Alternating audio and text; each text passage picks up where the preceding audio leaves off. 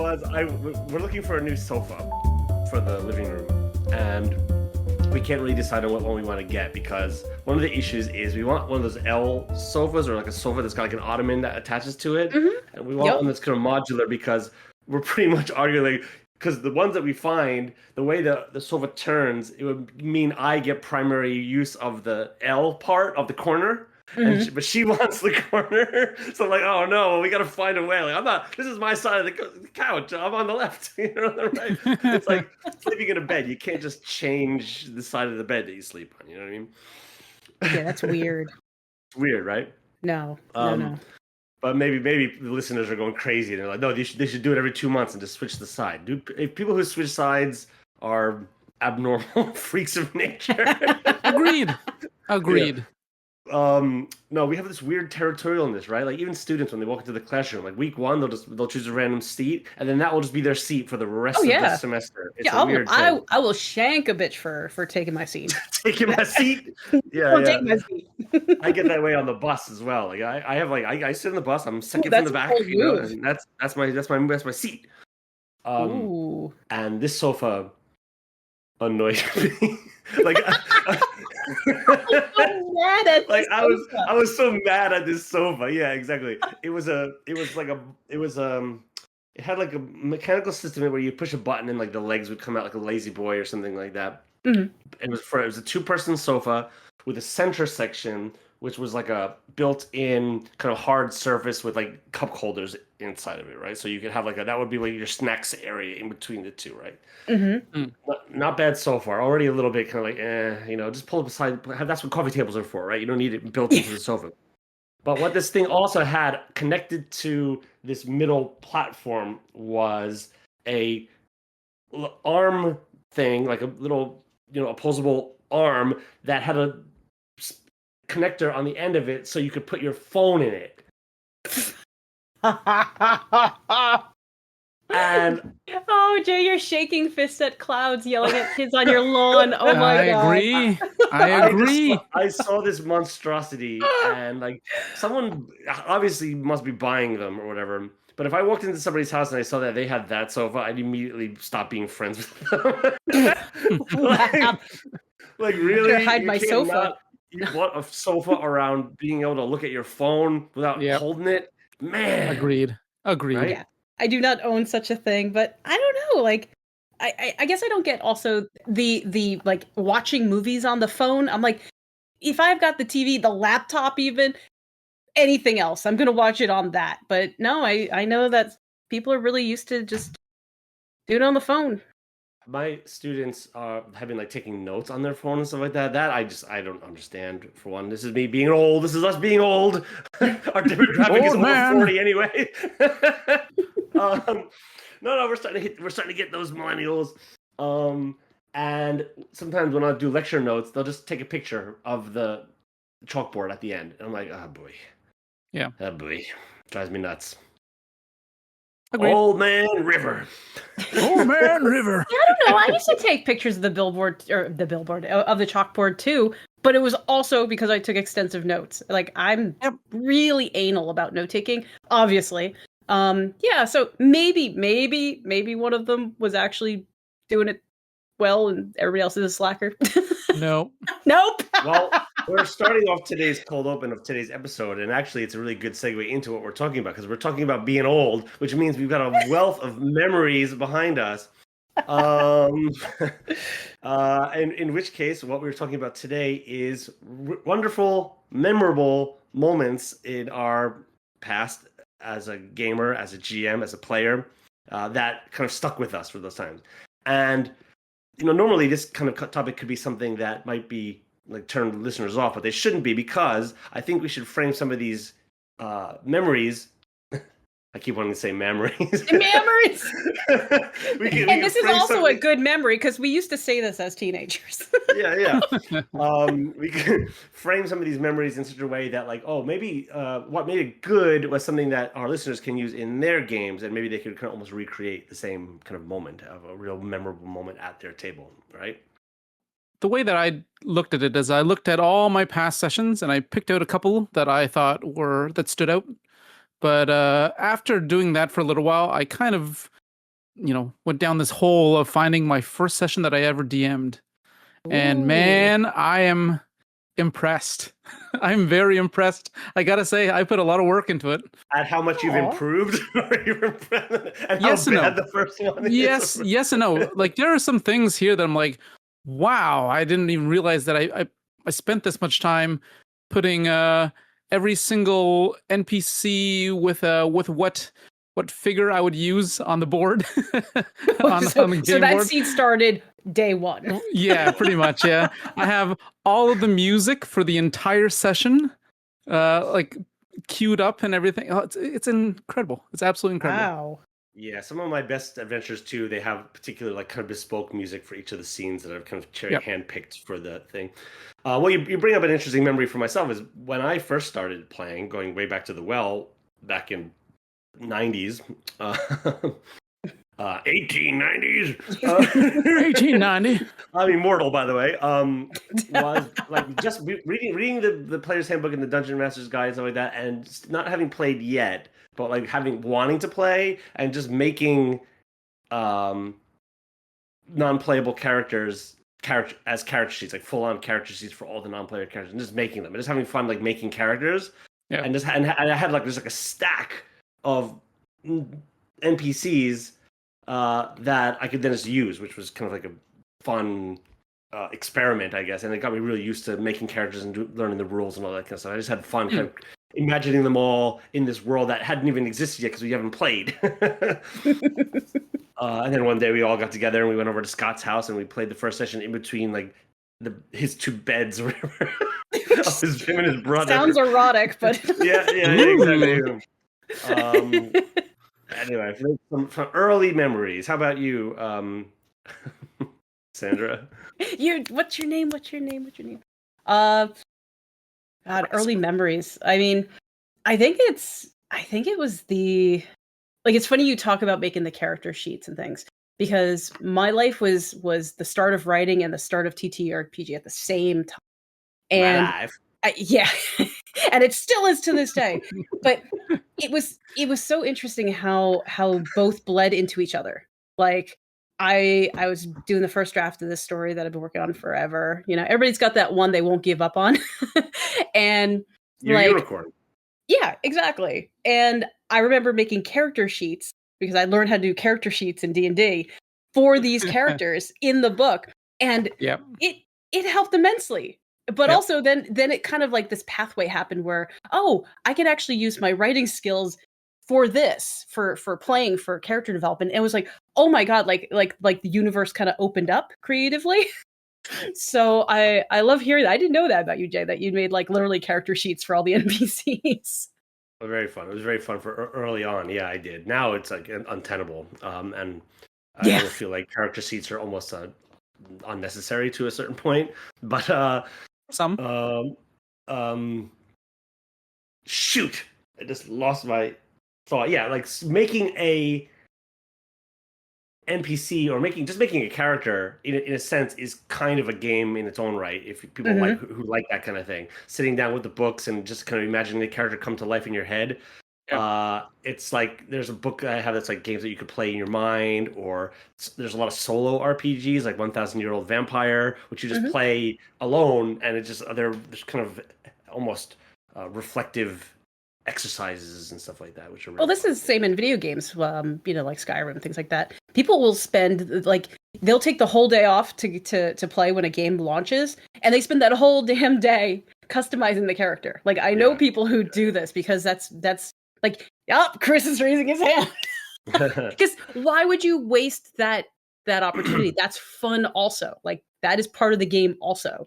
So yeah, I totally get that. I love how the developers of Baldur's Gate 3 kind of responded to when they first released the beta and everyone was making their characters and stuff like that. And they kind of were a bit critical of the gamer base because everyone just sort of made real normal looking people when you could make the most like ridiculous characters. Like, you're all too safe. You're all too safe. If you use this palette, you can do anything with. And then but you want to play as Christopher Walken. So you want to play as Christopher Walken. Okay. So this is not TTRPG related, but I made fun of my husband's WoW character. He'd made like this human paladin, a lion-sided human paladin, and it was the most generic looking doofy guy. And every time he was on like the character select screen, I'd be like, "You're not playing that, are you? You're not playing that." And he had other characters. I don't know why he picked that, but it was just like I like shamed that character into non-existence. Aw. Welcome to the 3RPG podcast. We character shame here. Yeah. Well, at least one of us, 1/3 of us does. Oh, come on. Only the voice of reason now shaming her husband's character choices. How dare you? Well, all of the Oblivion characters have been really fun to watch. People making the Oblivion remake. Just people just making these monsters. It's so fun. It's so funny to look at them. I think somebody tried to make like a JD creatures Vance, with like a JD Vance meme. Oh no! Oh no! Oh no! All right, we're getting lost in the weeds here. Back to memories. Yeah. That was fun though. Oh no! Take another sharp turn. Speaking of memories, I think it's the Muppets' sardonic humor that really like helped to galvanize my own sense of humor as a youth. You know, none of this coddling Paw Patrol kind of nonsense. The Muppets. Simpsons for me. Yeah. All right, it's Chris. All right, so going over my first session, it was a session that you played in. Oh. Right? It was that. Wow. That was your first session? That was my first session. Oh, wow. Oh, the there session 7 of the Four Kingdoms campaign. Now, we've talked about this before with, Frigus, Iceblood, Iguana with the Bog Gripper, Malakaran, and Auka. Mm-hmm. Yeah. And, what about it was memorable, and what might our listeners be able to take out of that memory? God. Don't invite Jay to your game. No. I think it went well. There was a few takeaways from this. Back then, I didn't really understand how much I could put on other players' like backstories and things like that. So I added a whole thing about like every character got a letter, right, from someone, I guess. And some of the letters. Hey, that could be fun. But each character got a letter, and I took maybe too many liberties with this. Like I added too much like stuff too much backstory to other people's characters, and looking back at it, I'm thinking, I don't know if I would have done this much work. Yeah.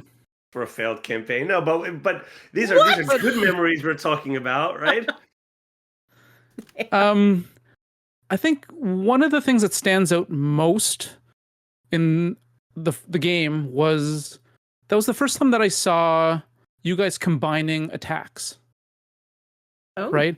Like Malik, he shot an arrow at one of the giant like almost dung beetle creatures, and then Frigus used his mighty axe and used the other side of the edge to kind of hammer it in. And I thought, what? This is something else. This is, as a DM, I didn't building stuff in their ant farm that I did not anticipate. Exactly, right? It was because I came from a very video gamey, background, right? Like the most kind of like combination things you'd have would be like maybe from Chrono Trigger with the dual text and triple text or whatever. But seeing players do that in front of you and not anticipating it just kind of blew my mind. It was just like, wow, this is something else. This is a different game than anything I'm used to. Well, I think, I almost would like to wag a finger at some of the rules for like improvised weapons in games where like there are rules for them and like, okay, this is what happens if you picked up the chair and threw it and stuff like that. But then it oftentimes, like, because of the combat economy of the game, it makes it like, so it just gimps your character a little bit and you're only using it if you don't have your weapon or you've been disarmed or something. But it kind of takes away from a lot of really fun creative role-playing when you don't do that. And I think letting players just be more descriptive with their attack rolls, and by using things and just using their normal kind of attack roll ability, could add like really exciting stuff for the fight. Agreed. Sandra, what's another memory you got? I mean, if we're starting from the start, starting from the begin to I begin. remember being born. It was horrific.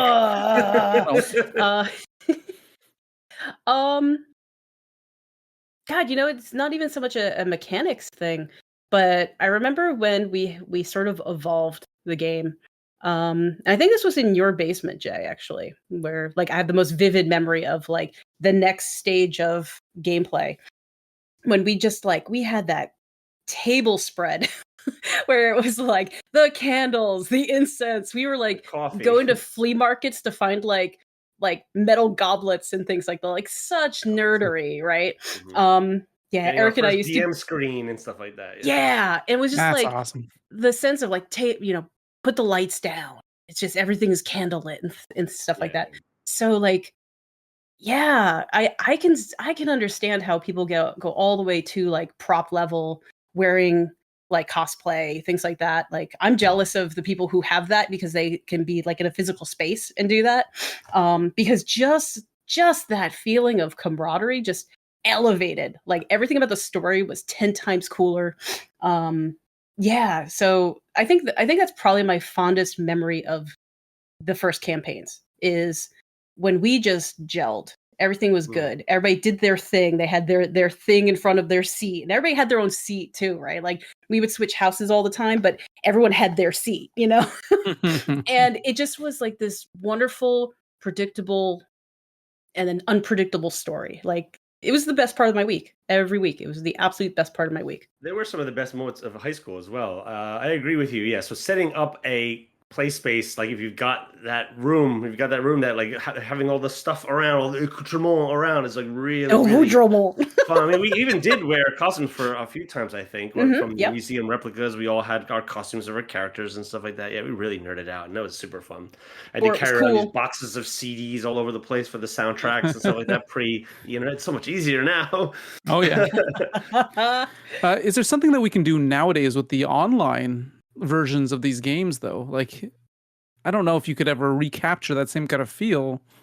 We talked about this on a previous episode. I think you can't exactly capture the same thing as a face-to-face game, but you can still do certain things that like start off the session by putting on the music or turning the lights down or even having a candle in the screen with you might add a little bit of that ambiance. Like getting everyone to do that as well. Like, okay, everyone, turn off your lights and light the candles. Well, and you could really turn that into part of the theme of the game in a way. Like everyone lights the candle, that's the start of the session, and then there's something about light or the eternal flame in the game that, and at the end of every session you could blow it out, and that could be kind of like a really interesting story element as well, right?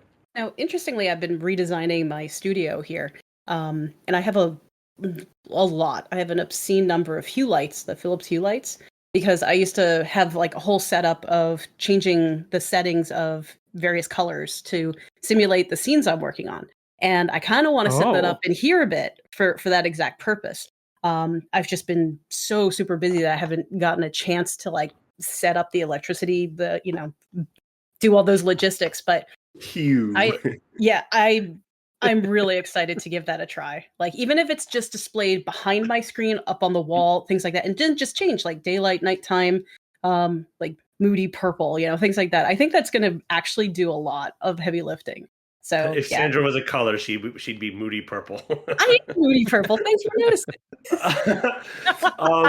I think Hugh is a name that's gone by the wayside, hasn't it? Nobody names their new infant Hugh. No, I have not heard of Hugh in a long time. Hugh Jackman. Also, different spelling. Jackman. Yeah, this is ridiculous. That's not his name. It can't be his name. Okay. Well, another memory that I have was D&D, especially, and a lot of RPG games assume a kind of spread of characters because you don't want anyone stepping on each other's toes and stuff like that. Mm-hmm. But for our kind of difficult second season, as it were, we had done a nice story arc. It was really fun. Another memory in there that I want to talk about later. But for our next characters, we all decided to be wizards. And every character was going to be a wizard, but every character was going to be a different school of magic within that character, and we're going to be really strict as to it. Like, so my character was the illusionist, and so on and so forth. And that was really fun to play, and it worked into the story as well. That what we were fighting for, and it was fun to sort of try to come up with something unique for each of the characters to do within just that. Why do they have that particular school of magic rather than like having studied at the Wizard Academy? There was a reason for it, and that was really fun. So experimenting with a party of all bards or all fighters or all wizards could be really Oops, kind of fun. all bards. Oops, all bards. The name of the episode right there. There's a similar thing in WoW too, where there's a couple classes that can do all 3 roles, and they'll do entire raids with like all druids, all paladins, things like that, and that's pretty fun too. It works. It totally works, but it's kind of madness. Like, I guess my next one would be this happened in 2015. I called it Fragments of the Moon Edge, and they went to a place called Hitherwick Keep, where they met this old guy who was kind of part of the order of the Sun Rage, but it turns out like he was what? no, just like you're just good. It's great. It's like but like fantasy is like inherently ridiculous. Like all the words you just said, setting it up with what? Yeah, the Fragments of the Moon Edge. Fragments of the Moon Edge, of course. Yeah, brilliant. But yeah, he was from the Order of the Sun Rage. Which was once part of the Moon Edge, the Order of the Moon Edge, right? And it was kind of like in that encounter with this old guy who was dying. He was part of this order, and one of the characters was from that order of the Sun Rage. And in telling kind of like his backstory, the other character realized the other player realized that their character was also connected to this story as well, but tangentially, right? So it's kind of like a neat little kind of like revelation moment when that character just suddenly like their eyes lit up and they're like, wait, and it just it was such a great feeling. It was such a great feeling. Masterful. having a reveal again is great. I would advise GMs that do have a reveal though not to hold on to it for too long, because you're always going to have another one that comes up later. Like, have a reveal, maybe string it along for a few episodes or something like that, sessions. So you see how I think. I just think as if it's a film or something like that. But then, like, don't do like the modern kind of writing trope, like Silo season 2 or something like that, where you're just like holding on to something, carrot and stick, and it's just like it just goes. It gets too long in the tooth. Like, get to the reveal, and then there'll be other ones down the road. I agree and disagree. I think you should always have something that they don't know, and you can keep those for campaigns, but just have a lot of things to reveal at all times. Way, yeah. The thing that I've been keeping secret the whole time is that I've got a battleship tattooed on my tuchus that nobody knows about. Oh shoot! I've just spilled the beans. Quick, Chris, sink his battleship. Before you sunk my battleship. Oh no! We're the same brain cell. Looks like I need a Brazilian. Anyway, Sandra, you got another memory? God, I don't know why this one keeps insisting coming out right now, but I'm gonna it's giving me the giggles all over again. We were following these clues to try to find the author of this magical book. And we were having to go into various shops in a city. We were only just starting to feel our way around. And we go in there and Jay's describing what's in there. Like a blind man in an orgy. I'm going to have to feel my way around. Pretty much. Naked gun reference. Pretty much. Funny you go in that direction, because I'm pretty sure Jay's picking up where I'm going with this. So we've gone to a number of shops, like, like a baker or this or that. And then all of a sudden we go to this place that has like almost art being displayed and shelves of just weird tinkerer things, right? And two of the characters, a little bell on the door, cling cling. Yeah. So two of the characters are a bit more worldly. The other two were a little bit more sheltered, and the two that were more worldly knew exactly where the hell we were. We were in the equivalent of like a sex toy shop. We figured this out relatively quickly. And I love my co-players, the ones who are like from a bit more of a sheltered culture. They they leaned into it. They're like, "What's this?" and like touch it, like wobble wobble, like it was so absurd. like elbow the case and watch it wiggle, kind of. And somehow we stayed in character through the whole damn thing. So we're busting out laughing, and the other two were just like, I don't understand what's so funny. What's the purpose of this thing, right? And that's making it so much funnier. But if this happened in real life, you would also be laughing your ass off. Yep. Yeah.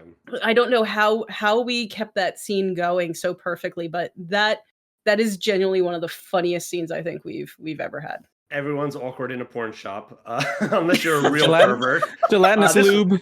Gelatinous lube. Nice. This would have been a much better conversation for last week's episode. Ooh la la. But yeah, I think the takeaway is, don't be shy for coming up with, every village is gonna have the armory and the weapons shop and the magic elixir shop or something like that. But like mix it up, throw some unique places up there, the DIY shop with a lady who's moved over to Greece to set up her shop for the summer just for the tourists or whatever, it sells tacky magnets out of a shop window or something. Another memory I have was, and this goes back to the first campaign I ever ran, and the villain who is sort of like iconic now within our game circles, but the way he was defeated is a kind of interesting memory for me, which was, he's this big bad, and they're throwing everything they got at the real high level magic spells, and they're, rolling crits, and they're trying, and nothing's working because he's just invulnerable to all this. And then because I was trying to kind of almost force out an idea, right? Sometimes when you have an idea for a puzzle, or better, when you don't have an idea for a puzzle, just let the players stew in it for a little while, and they'll come up with an answer better than you could have come up with.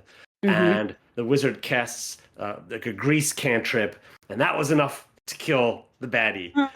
He slipped off his edifice and like basically fell into the volcano, One Ring style, destroying him and stuff like that. And it was like this amazing moment that all the big high level spells, didn't work, but then this one little cantrip, they thinking outside the box sort of worked. And it was like kind of a really brilliant kind of and memorable moment.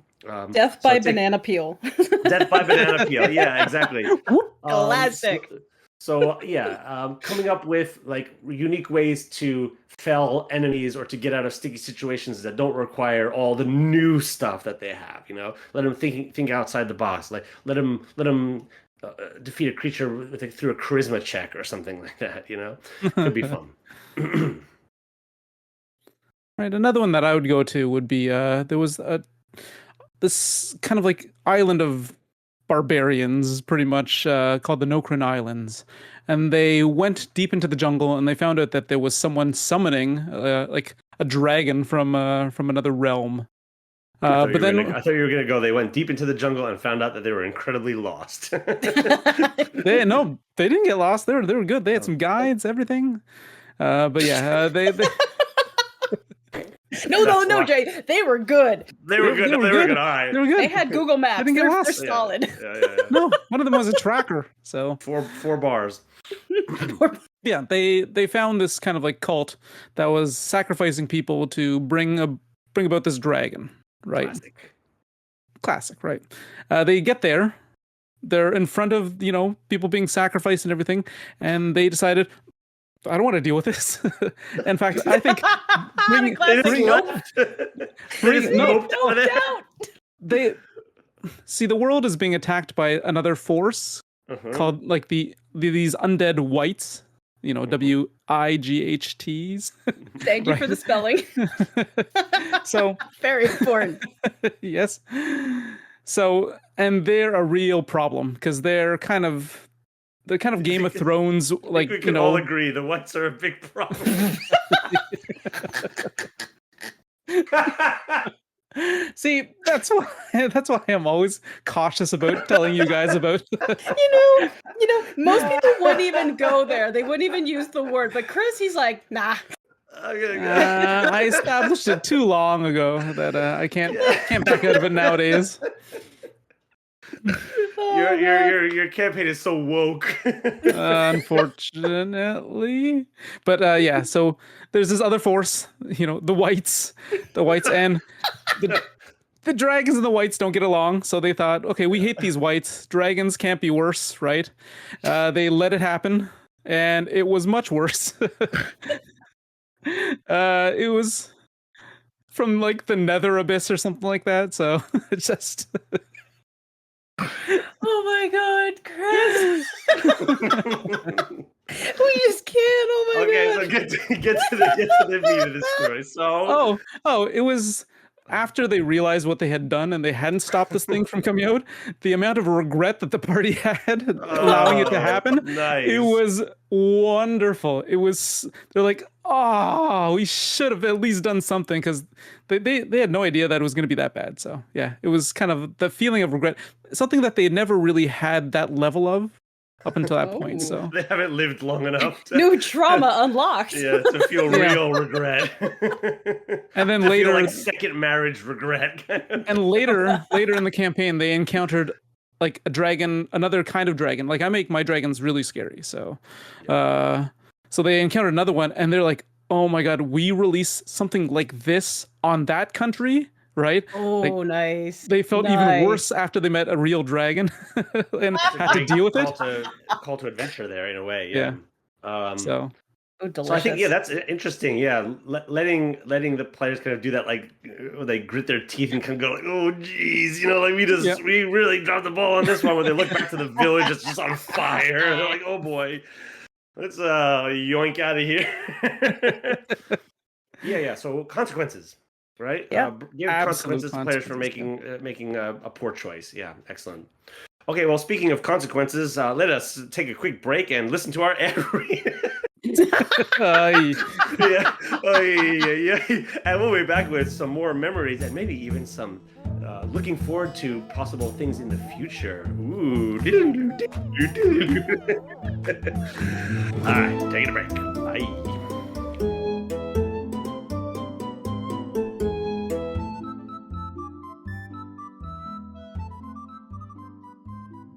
I don't have my ad read.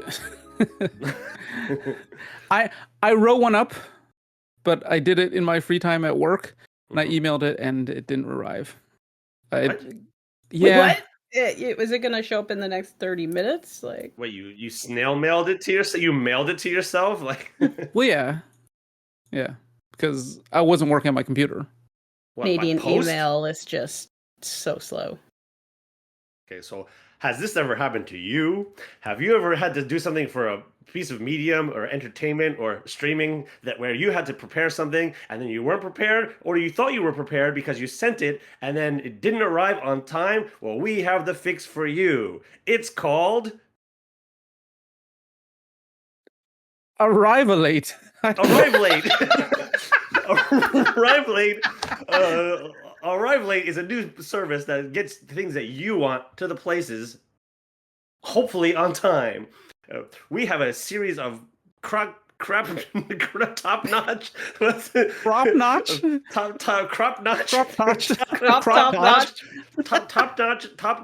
knot wearing samurai that fly on magical brooms that will whisk away your mail lickety split and get it to you before you even thought you needed it.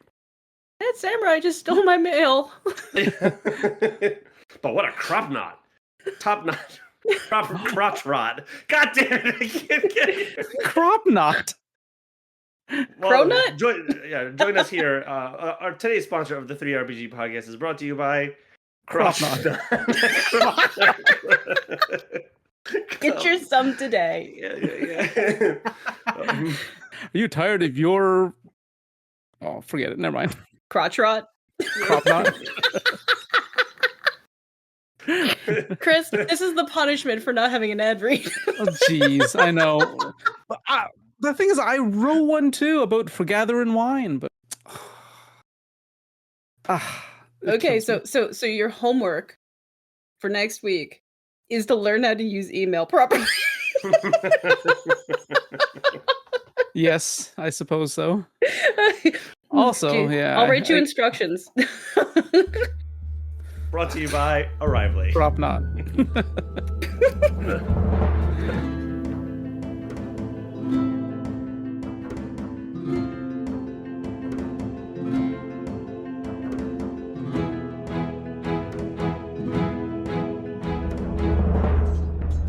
We're talking about kind of consequences and regret when we left off before. So often. And like my whole life so is just often. talking about My whole life.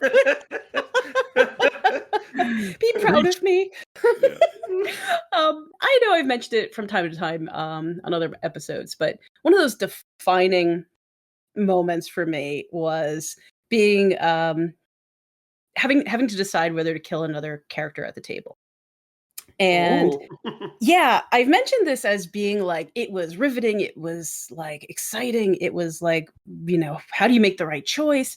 But I don't think I ever really went into the consequence part of it, because until then, I thought that like killing somebody at your table was never going to happen. Like it was just something you never would do. You just don't cross that line.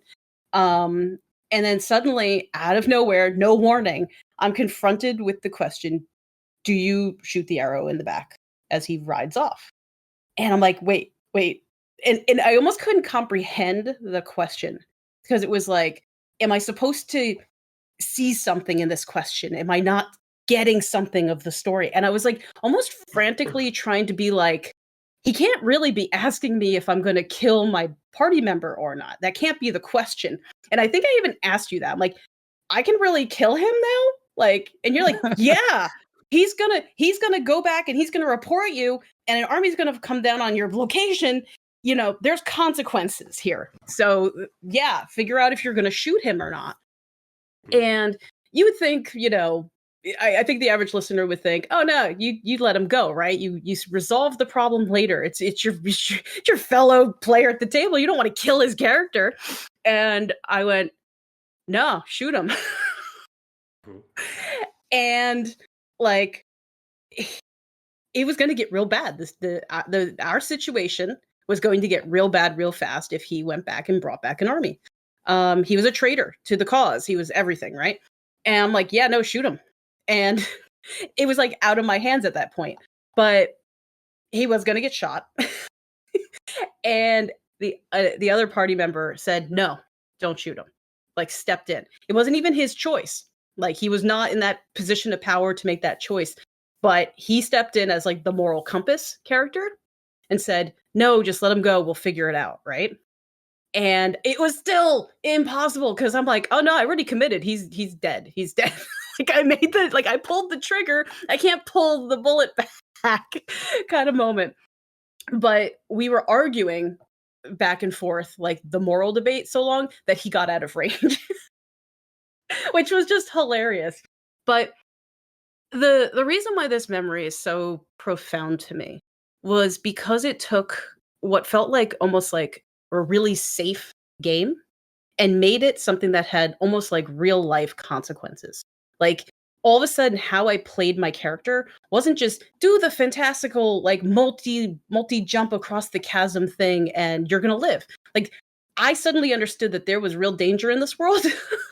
And I loved it because I would no longer take like stupid risks. Like, I'm not going to climb a tree unless there's a reason to climb the damn tree, because that's more closer to real life. And like, I'm so thankful for that moment and that decision and that everything, because like playing I was so much more invested after that. I suppose having the option for PvP in your game is something that should be set up on the session 0, or maybe talking about it earlier on. We've got a level of trust that a lot of these things can just happen naturally in the moment. Yep. But yeah, you as listeners might want to try is to create a moment like that at their table, but just be wary about like what kind of group or what kind of expectation your table has at the moment. Yeah. Yeah, it's a heavy question, because as invested as you are in your character, so is everybody else at the table, you're assuming. So that's a hard decision to make. I guess around the mid 2018, we had kind of our ending of a massive arc in our story. They were in a city for about 100 and something sessions, and finally the coup was happening, right? And they're on the king side, so they had to pretty much try to figure out how to prevent. They were kind of like home aloneing the whole city. Keep the change, you filthy animal. Right? So they were setting everything up, trying to anticipate. There were a lot of battlefronts. I like to do these kind of like large scale battles at the end of campaigns and things like that. And it was kind of like the culmination of all those sessions, all into really 2 sessions where it just went absolutely crazy. Pretty much every character that I had made, like I keep a lot of really good notes about like all the citizens that they ever encountered, and everything came up pretty much. People that they knew were dying left and right, and yeah, it was the kind of like the end game moment when like everything from like session 220, 230, just like everyone was there and everyone was affected, and it was devastating. It was absolutely devastating. But it was such an amazing feeling that like, this was 130 sessions of content brought to an end. How big would that murder board be of mapping? Like how many rooms and how much thread would you need to visualize this? Hey, Obsidian will one day be able to do that for me. Yep. It's got to fill in all that data. All that information. Yeah. So I think listeners should try then to have a large scale battle that goes over the course of multiple sessions even. Like we've talked about previously on the show, something that we had encountered, and having that sense, if you're have the luxury of having a campaign, of letting something kind of simmer and don't just have it all happen in one night. Like even let the battle go on and on and on and on and on and on, and it makes it feel particularly epic, as the army doesn't just get defeated in one battle. It routes and moves back, and then it goes into different terrain, and you can really extend it out and have like the moments in between when the armies aren't fighting, or they're near each other, they're just there, but they're kind of recovering and they're just off the front line, or the troops are getting shuffled in and out and things like that. It can be really, really exciting. It's extremely exciting. So it's really hard to pick, like for this episode, having to come up with like some of the great memories, because in a way, right, like every week you try to make the best session ever and try to make something. And over the years of GMing, I've tried to innovate all the time, try to come up with sort of new ideas and new kind of things to bring to the table.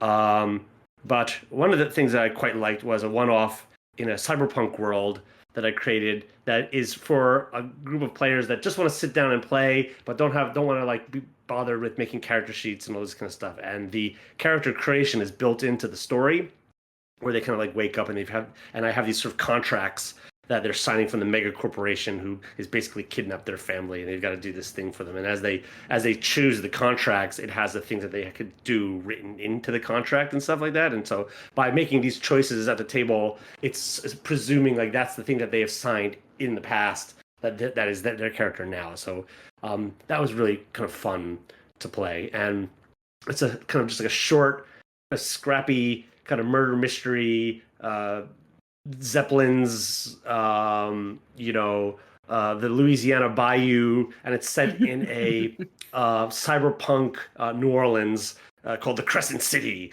and it's really just a fun kind of. I've played it like 3 or 4 times with different groups, and the outcome's always just completely different. And that's awesome. I just quite like that one. Yeah. Another character in my character graveyard. Playing that. It's like it's easy to point to the epic moments, the epic finish, the epic sacrifices. But the other like place where my mind goes so often is the humor that stayed in character, right? Like humor can so easily derail you've lost the moment, things like that. So I feel like as players, and even like I'm assuming as DMs, you almost steer away from humor because it has that risk of just absolutely breaking immersion. But like when I was thinking about the sex shop, we also had this wonderful moment in this, it's like the most technologically advanced city in the world. So they have all the vices and things like that. And all of just the kitschy things that we like just kind of take for granted in our world, including theme restaurants. Okay. So we earlier sessions we had gone through this real rugged like land, trying to like make contacts, get supplies, learn things that we needed to learn. And it was like such a difficult journey. But then we get to this like amazing place full of vice and fineries and luxuries, right? And what do they have there? The theme restaurant depicting this rugged like terrain that we just were through, but everything's just like leopard print kind of this and like, oh, we'll do like this kind of like hibachi grill in the middle because they cook all their meat over fire, right? And oh my god, like it was another one of those moments where we were just losing it, just interacting with this place. But it like when you talk about those moments where you can feel like you are absolutely like having this camaraderie with your team, that was it. Like we're just throwing a little meat nugget at a table, like at another table kind of thing, and seeing what happens, and just silly stuff like that. But we have referenced that restaurant so many times, to the fact that it shows up in future campaigns too. It's like still there. So it's like, oh, we got to stop by that that restaurant. They have like the best skewered meat kind of thing. So I guess the takeaway from that is, for as dangerous as humor can be at breaking immersion, when you hit it right and it really catches on with the group, that is like something you're never going to forget, having those laughs with. In game, having characters be comical to each other in game, and what kind of jokes would the character say rather than just being like the broody, sullen soldier. I think also another takeaway would be to like create brands in your world that pop up. Brands and franchises can be really fun. Obscura weave. Exactly. You enter a town. The first sign you see says Chuck E. Cheeses. Exactly. What did we have? Kentucky Fried Kraken or something? Yeah. There are so many great memories. So I was going to like the kind of the obscure weave a little bit, rather than choosing all the really memorable character deaths or romantic moments or things like that. There's so many good ones. Mm-hmm. But another memory of mine that I quite liked was I wanted to, and time travel is a part of our game, very kind of on the back foot. But I wanted to make a story that was entirely focused around time travel, and that was hard. But it sort of kind of worked out because all the players were kind of bought into it as well. And there were moments in the first episode, session, where characters would encounter kind of locked doors or kind of get into places that were then set up by their characters in the future who were going back and preventing them from going into this place for reasons. And that was really fun and kind of memorable for me. So, they would they wanted to really get behind this kind of magical door, and they didn't know why they were there. Like the wizard kept trying to open it. It was him on the other side of the door trying to prevent them from getting through the door to stop them from kind of encountering this awful thing. Who was preventing himself from going through it in a way to sort of prevent them from getting the call to adventure, because it would lead them down this tragic path. But of course, because of the butterfly effect kind of stuff, by blocking them going through the door, the characters would then realize, there's some sort of mystery, and it sets up Yeah, mm-hmm. That was really fun to do. The last one that I have was kind of like this the druid main kind of like it was only a 2-person campaign at that point, and the druid had been separated. I mentioned that they always gather a huge roster of NPCs. A little collection. Yeah, they're little collection. Gotta catch them all, right? Pikachu, I choose you. So they had been separated. These two characters had been separated, kind of like the druid and almost like a prodigy, right? And they'd been separated for such a long time, and I eventually found a way to weave them back together. And I guess it was just the way the music hit that time. The two of us were just like sobbing like babies. Aww. It was so unlike anything that I'd ever experienced, because of course, it's all part of this fictional world that we've created, but just everything, when it hit really hard. And I always think back to that time, just the amount of tissue boxes we went through to. How do you keep DMing if you're sobbing? That's so hard to imagine. Oh, yeah, it's unbelievably hard. But eventually He's got you run the out. Eventually you run out of tears. Eventually you run out of tears. Yeah. You're just raw at that point. So I think what players can take away from this, listeners can take away from this, is why not script something? If you've got a piece of music that you really want to use, or a kind of a monologue that the villain's going to say or something like that, choose a piece of music, find where the high points are, time it out, and then write your script, and then almost even rehearse it so that you can kind of go back and then listen to that music, and as it goes through and hit a real moment of soliloquy or something like that can pull on a heartstring or become a real grandstanding villain moment. And using music in a way that's not just ambiance, it's can really kind of hit on an emotional level. Yeah, awesome. I'll throw an extra tip on that, because from the writer world, if you don't feel like you can nail that, because it is performance in a way, you can set up your ending speech and whatnot with it's not the AI voice, it's a dictation voice. In Mac and Windows both have it. Just set it to the British one and let that do it, and then you could time the music perfectly to that dictation voice. Just let it roll. And that way, I think you can just sob all the tears you want without having to do any work. Nice. Well, on that happy note. Yeah. It was a happy moment, though. It was a happy moment. So it was a happy note. I hope that our listeners will share their happy moments, sad moments, and at least of all memorable moments that happened in their campaigns in the comments below. And don't forget, smash that doobly-doo. It really helps us a lot. And see you all next week. My name is Jay Underwood. And I'm Chris. And I'm Sandra Rosner. See you later. Doobly-doo. Doobly-doo.